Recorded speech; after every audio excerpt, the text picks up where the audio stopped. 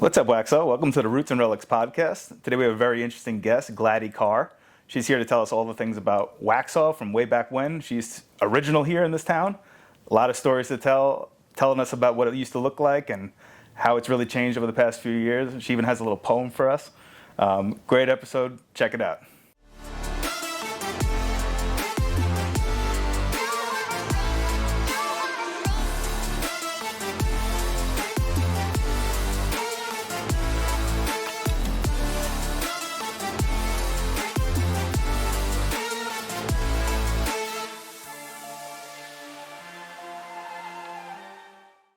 Good morning, Gladys. Good morning to you, sir. Nice to have you here today on the Roots and Relics podcast for locals. Honored to be your guest. All right. Well, introduce yourself. Retired, but you've held a lot of different positions. You've worn a lot of different hats in this neighborhood. You've been in Union County a long time. I've joined you at your lunch and learn you did a couple weeks ago over at the town hall, and I learned so much about this town that I wanted to bring you on the show so that you could share these stories because it was very fascinating. Well, I truly appreciate that. I am probably the only living person who was actually born in Waxhaw, who is still able to walk and talk and drive her car. I was born at the corner of Brevard and Providence, just across the street from the school, and the house is still there. Really? It has been brick veneered. At the time, Mom and Dad were living there and renting it. All three of us, I'm the eldest, I have a brother, and my sister, the youngest child, has passed away.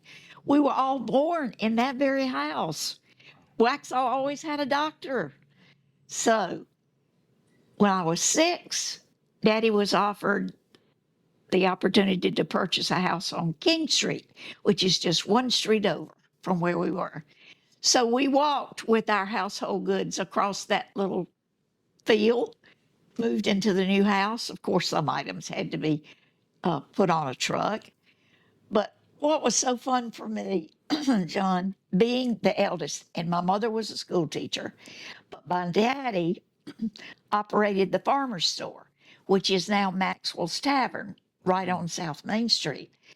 And he was only home on Sundays for any length of time because he worked long hours.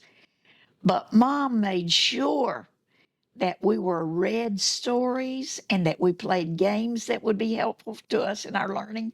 So when recess time came at the elementary school, which was also the high school, which was the only school Waxhaw had, I was allowed to cross the street and play with the children while they were outside playing. That's awesome. So when I did become 6 years of age and was in first grade, Mr. Kenneth Miller, the principal, had a home right across the street also from the school, introduced me for my first chapel program and said, "She needs no introduction. Gladys McCain has been coming to school all her life." And should I say the little poem I remember, John? Oh, Do you please. like that? Absolutely. My presentation at that first chapel program was a little verse about a dog. "Have you seen my doggie with a big brass collar? He's mine. He's lost, and the reward's $1. If you happen to see him or hear him around, telephone quickly and tell me he's found. He's just a little doggie with a big brass collar. He's mine. He's lost, and the reward's $1. That's awesome. Now, not only did I run over to play with the children, I ran away from my daddy from the farmer's store one day when I was very young, maybe 3 or 4.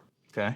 Not much traffic in Waxhaw at that time, though, thank goodness, because I crossed the road, which was not then paved, went over the bridge, the overhead bridge. Miss Pearl Rodman, who was operating the cotton mill, because her father, I need to tell you the story about her daddy, too, don't let me forget, Okay. was on the porch. I was invited in. I sat in the rocker, and after I'd had my visit with Miss Pearl, I walked back over the bridge and back to the store, and the whole entire block was frantic. Where is Gladys?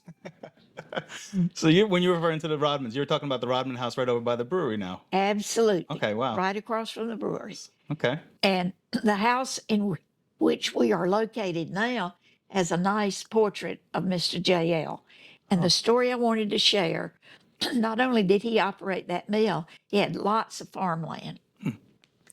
During the war, he was at the school raising money for war bonds. And at the time he was on the stage making his speech, he had a heart attack and died. No way. Really? And his funeral was the largest occasion Waxhaw had ever had. Everybody loved Mr. J.L. Wow. That's really interesting. So I grew up a little bit and learned that school was truly fun and found out I truly wanted to play the piano. And we did have a lovely teacher just down the street from where I lived, Miss Meta Nesbitt. So for several years, I was her student. And always for recitals, she served pound cake and lemonade. That's awesome. And the recitals at her house. Then when I was in sixth grade, and we had a depot, the train was a big deal in Waxhaw. Sure. Train town. So when Mr. Jamie Walker came to be the agent, his wife happened to be a very gifted piano teacher. Wow. So I was allowed to take lessons from Ms. Walker. That's awesome. And she helped me to see world outside Waxhaw. Daddy would let me go to Monroe, and I'd sit on a stool at the Oasis and have a hamburger. I had been to Charlotte a time or two, but never far away. So Ms. Walker made sure that those who could got on the train and made a trip to Atlanta. Wow. And we heard the New York Philharmonic. That's amazing. Of course, we got That's to so see cool. lots of interesting historical places in Atlanta as well. And this is while she was teaching you piano. Yes. So my mother plays piano. I grew up a musician. I play guitar. She tried teaching me piano when I was a kid, but it's hard to learn from your mother. But I wish I had learned the piano. So I wish you were my teacher back then. I probably would have been able to sit down. Do you still play? I still play. Awesome. And you could still learn. Yeah, yes. we have a keyboard in the house. My daughter plays every once in a while. She knows the basics, but we have fun with it anyways. Music is a great way to escape a little bit and do something different. So that's really cool. Well, teaching school runs in my family, John. My grandmother was a one-room school teacher and had 7 grades all in one little room, walked to school every day, finished the 7th grade math book that no other teacher had ever done. And she was a writer. I have a book of poetry that my grandmother Leah composed. And my mom was a teacher. That's how my daddy met her. She came on the train to teach 2nd grade at Waxhaw School. Daddy was at the farmer's store. We had a hotel here in town, the McDonald Hotel. He was a brother to Mr. Duncan, in whose house we're now sitting. Duncan was the postmaster, and his brother had the hotel. So I don't know if people know, the hotel is the one that's next to Jekyll and Hyde and the little hair salon over there, right? It's that house with the nice little round porch and the old Victorian roof. The little the round roof. Turret. Yeah, that's a beautiful home. Yeah, beautiful. Yes. Well, Daddy and Mr. Jesse Williams, who was the banker, were the 2 gentlemen who lived there, and there were 5 school teachers. Okay. I'm glad he picked my mom. I'm sure she was the very prettiest and the very best. Other things besides school, church was important. Sure. We were Presbyterian, so that was just down the street, from the hotel. So in my life, my family, mom and dad, my brother, my sister, school, and my church. And in my little neighborhood over near the school, I only had one playmate, Lucia Gamble, who was a bit older. But at that time, at the end of King Street, the Baptist church was located, King Street Baptist. It's now on Highway 75. Okay. Coming into town. Christmas Eve, John, that church burned. Wow. On a Christmas Eve. Jeez. Earlier than that, my school that I loved so dearly, in January of 1941, burned. Wow. I remember you telling us that story. That was your first year of school, if I recall the story? I was in 1st grade. So I was devastated. But the Waxhaw folk, everybody who had room in a storefront, churches opened the doors, and we found classrooms for everybody. Yeah, I recall you telling that story. You said the women's club stepped up. They were helped with the meals. And they helped with the lunch. That's awesome. So real community. We survived. And before I was in 2nd grade, we had a new building which still stands same place. Now, the one that burned was 2-story and beautiful, Okay.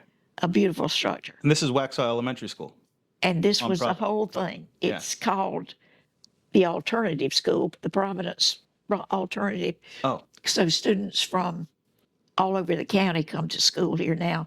If they have had some discipline problem, I think those are the ones that are there now. gotcha. Okay. So you're talking about the one over by the new park. Yes. Gotcha. Yes. Okay. That's awesome. But I'm glad it's still being used. Yeah. Oh, yeah. And John, we had a movie when I was a little girl, right down on South Main, where Really? what's the name of the Is it where restaurant? Provisions? Provisions. Oh, yeah, yeah. Yeah, right along that block. Yeah, funny enough, Surely my did. lodge here in town, Waxhaw Masonic Lodge, has the original chairs upstairs from that theater. From that theater. Yeah. Oh, I'm Yeah. so happy they were saved. So that's something I've been thinking about here for a long time. Waxhaw needs to bring performing arts back. Yes. I would love to see a theater built here in Waxhaw.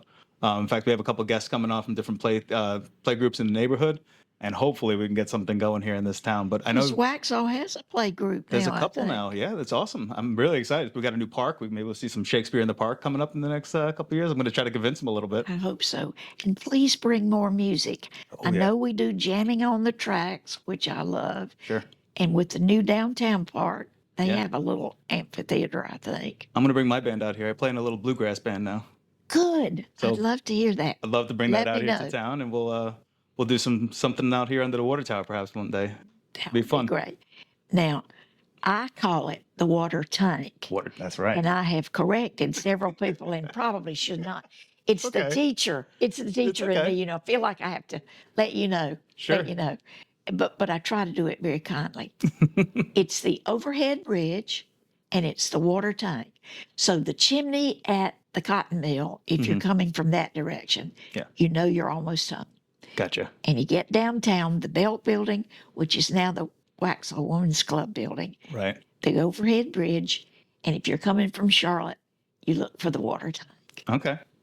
So, how would you say the town's changed over the past Drastically. 50 years? But the skyline's still the same downtown, which is something we're working to preserve here with the Historic Preservation Commission. But I mean, you talked about dirt roads. I mean, it must have looked a lot different. Well, we had mules and horses and wagons. Daddy had a cotton gin. See, it was farming country. Right. We didn't have any industry except that cotton mill. So is that why the sidewalks are so high for the carriages? I don't know if that's Possibly. And the little well that we reconstructed during Centennial, which was 1989, yeah. that's where they watered the animals when they came Very to cool. town. Yes. Yeah, I've been finding out a lot about this town. I heard under the ice cream parlor there used to be the jail.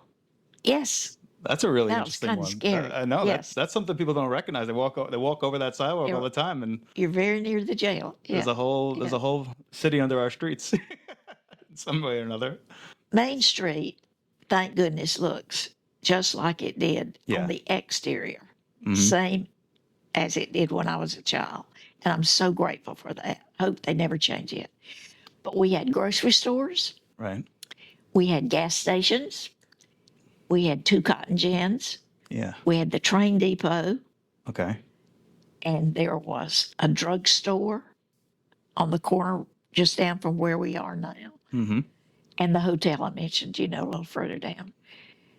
As I became a high school student, we had a little hamburger restaurant, the only place you could buy food, still near Provisions, near the corner. Okay, on that there. side. Mm-hmm. Okay. But no ice cream parlor. But we loved having a movie to go to. Yeah. And That's- John, every Saturday we had a Western.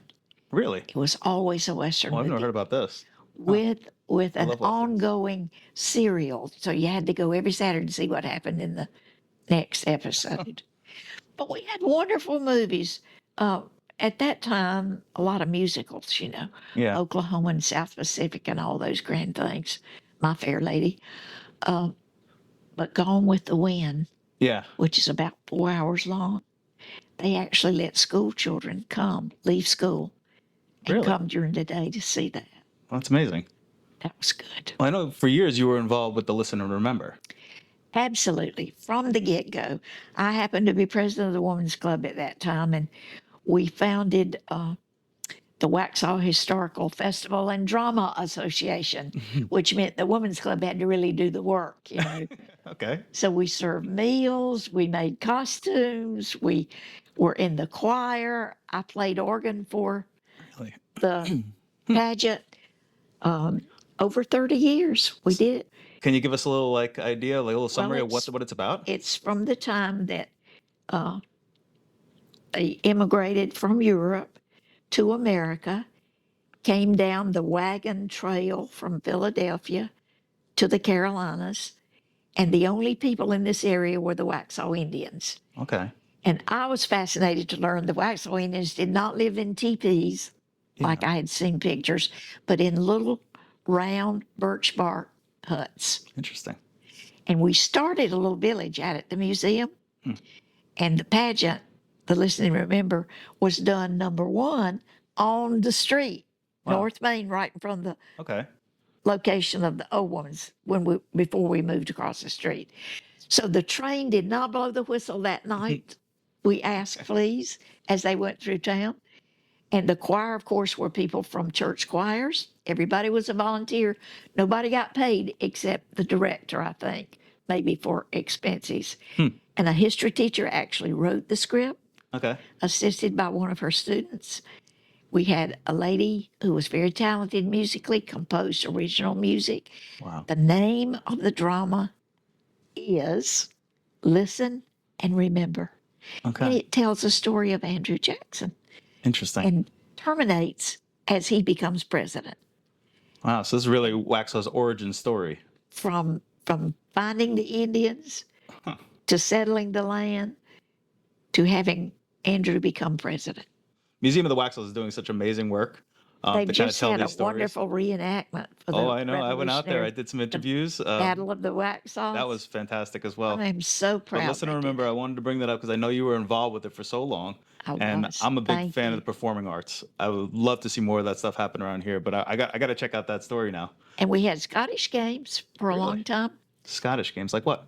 Well, we had competition for throwing the javelin and the bale of hay, and Huh. people came with their kilts and did bagpipes and had dancing Interesting. and vendors who would serve food, you know, so you could stay all day and Wow. just check out what was happening as they do in Scotland. So there was a big Scottish presence here? Oh, yes. Most everybody who settled the Waxhaw were Scots, Irish, Right. and farmers. Right. So our heritage is really connected to Scotland. Very interesting. And, you know, we were sort of mistreated Sure. and moved over to Ireland, Ulster, Yeah. and from there came to America. Yeah, I have a similar story. My last name is Mullen. But when we came to Ellis Island is where my family landed. Okay. They changed our name from Mullin, which was a Scottish origin, to Mullen, which was an Irish. But we had gone back and forth a few times too, so it's hard to keep track back then, and I love different it. times. But yeah, really interesting to hear that all that happened down here as well. It's so cool to hear about these stories and see how these communities pop up, and how they thrive ultimately. And Waxhaw's a thriving town. It's doing well today. We have a lot of different people here from a lot of different places, Yes, but we do. there's still a great culture here in this town with great people, and we're excited to be here. I'm a transplant myself, but I call this place home already, so I'm not going anywhere. I'm so happy you feel that way. Yeah, We welcome all of you, and we want you to feel like it's home because there's no place like Waxhaw. that's right. That will always be home for me. Yes. All right. Well, thank you for coming on the show today, Gladys. I really appreciate you. My absolute joy and pleasure. So, everybody, Gladys Kerr, thank you again. Appreciate you. Bye. Most welcome, sir.